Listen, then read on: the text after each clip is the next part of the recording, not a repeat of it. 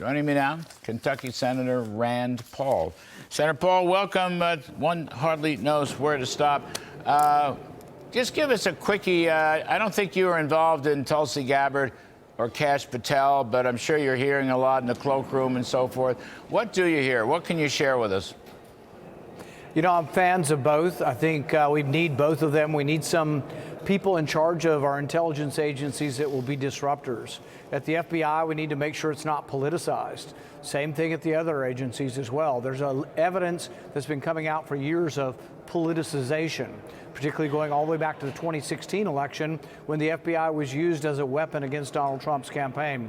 So getting rid of politicization, getting rid of people who are acting in a partisan way absolutely needs to be done. I think Kash Patel will be a good person to do that at the FBI, and I think Tulsi Gabbard will be good to be in charge of all intelligence. Let me play some tape for you on the Tulsi Gabbard thing. Please hang on a second.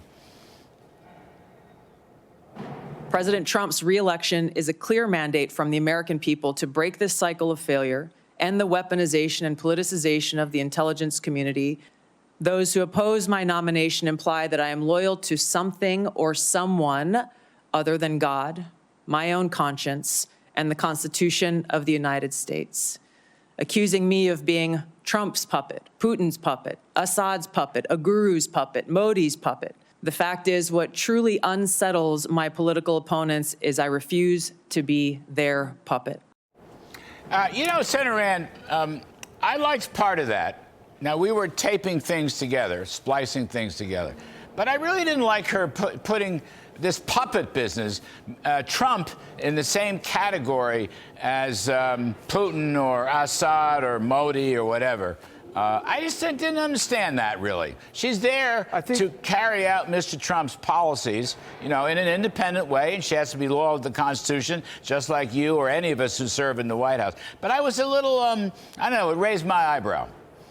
I guess the reason she said it that way is she's talking about accusations. So some Democrats say she's going to be Trump's puppet. Some Republicans say that. But then some on the other side say she's going to be Putin's puppet. They all say that she's not a true and honest person. So I actually like the statement that she's faithful to her God, faithful to the Constitution, faithful to her oath of office. We need someone like that.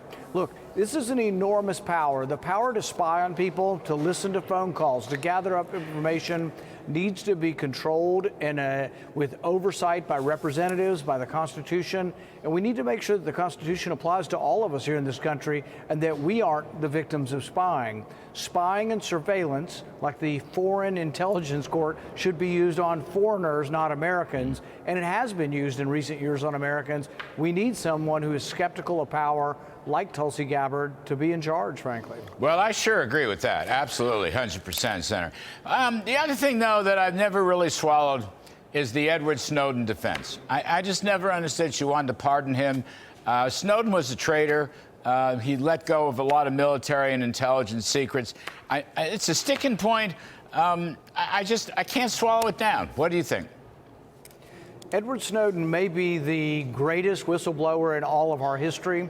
He revealed that James Clapper had lied to the Senate when he said he wasn't collecting data on all Americans, when it turns out through a single order, what was revealed by Edward Snowden was a single order to Verizon to collect millions and millions of Americans' metadata and phone data, who they were calling and how long they were talking to these people. That was an invasion and violation of the Fourth Amendment. James Clapper, who was in charge of the intelligence, came to the Senate, told Ron Wyden, we're not doing this. He had to backpedal and say he misstated later on, but we never would have known this without Edward Snowden. Now, does that mean I justify all of the leak and all of the information? No, I mean, we have to have secrets and there have to be rules. But at the same time, I think there's a great deal of civil disobedience in there, and whether or not there'd be some kind of punishment he could suffer here at home, I think he'd actually probably suffer that if he were allowed to come home. But some people said they want to kill him. Some people say they want to put him in jail forever. Some people say he's a traitor to his country, but I think he actually was faithful to the Constitution in exposing that his own government was lying about spying on Americans. Well, you know, Senator, you almost had me until that last little line there, that he was faithful to his government. No, he wasn't. I think he was very anti-American. I mean, he's a citizen in Russia today, in Moscow. Look, I agree with you. Because they will put him in jail or kill him if he comes home. He can't go anywhere. He's trapped. Well, but he was faithful to the Constitution and to the Fourth Amendment, and he revealed that the U.S. government was spying on millions and millions of Americans without a warrant. That's a big deal. It is a big deal. And Clapper was a liar. In fact, all those 51 together were liars, the former intel guys. Absolutely. You know, you and I can agree on that. But you'll never convince me about Snowden's being some kind of... I'll keep working on you, Larry. I'm not done yet. I'll keep working on you. He's not some angelic figure of saving America. I'm sorry. He let a lot of secrets go. Let's move on. All this business about Trump cutting spending, stopping funding of DEI and the Green New Deal and the misnamed Inflation Reduction Act. And Mr. Trump is determined to do this. He's not backing off. And he's also determined to shrink the federal workforce. Now, I think you and I probably agree with that. I mean, this is good stuff. The newspapers keep saying he won't. He rescinded this. The Washington Post usually in the lead. He's going to do it, Senator. You know he's going to do it, and I know he's going to do it. He's all in. I'll do everything to support him on cutting spending.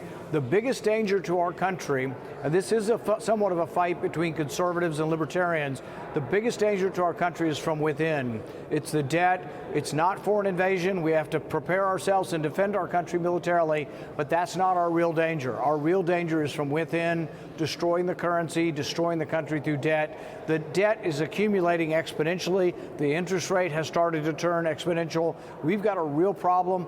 All of the entitlement programs are broke. To put it in perspective, the entitlement programs suck up all of the revenue. The budget we vote on, which is military and non-military discretionary spending, that's a third of spending is all borrowed. If we zeroed out the budget that Congress votes on, you still don't balance the budget. This problem is bigger than most people can even fathom. Well, I think you're right. Agree with all that.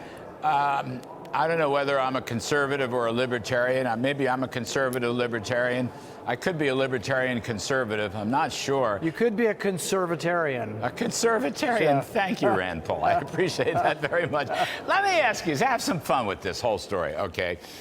Just so our federal finances and our government doesn't go down in flames. How about, I haven't pushed this with my former boss or other associates in the government. How about selling some gold-backed U.S. Treasury bonds? How about doing that? What do you think of that, Senator Rand Paul? You know, I think it's worth a discussion.